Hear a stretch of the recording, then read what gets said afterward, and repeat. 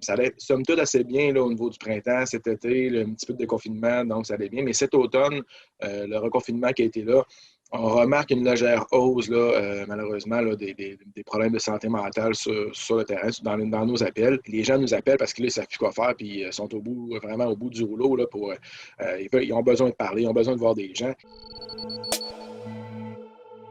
Le système de la santé, ça fait plusieurs années où que tous les syndicats, plusieurs intervenants crient en fait que le système est sur le point d'imploser.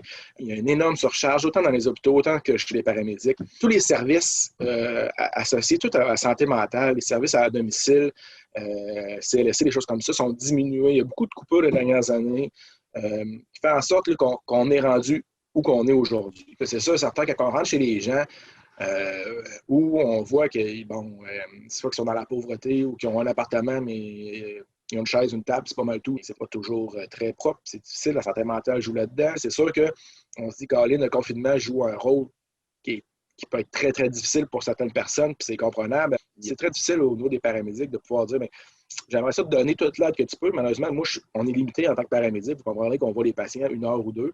Après ça, on a les transferts au niveau des centres hospitaliers. Il y a beaucoup de patients qui ont besoin d'autre chose que de l'ambulance, qui ont besoin d'autre chose que d'aller à l'hôpital. Ces gens-là n'auront peut-être pas tout le temps l'aide nécessaire. On va parler pour la Ville de Québec là, présentement, puis la Ville de Montréal également, c'est pratiquement la même chose. La surcharge de travail avec le COVID présentement est extrêmement inquiétante au niveau des paramédics. Ils travaillent 24 heures sur 24, 7 jours sur 7.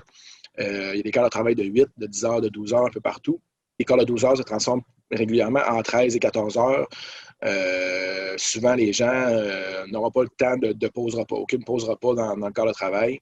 Puis, même quand on a fini de travailler, mais il faut être encore en vigilance. Hein. Fait que pour les paramédics, c'est extrêmement difficile mentalement parce que c'est une survigilance, c'est une anxiété qui n'arrête jamais. On anticipe un peu la période des fêtes à ce niveau-là, d'aller chercher des gens qui sont en détresse aussi.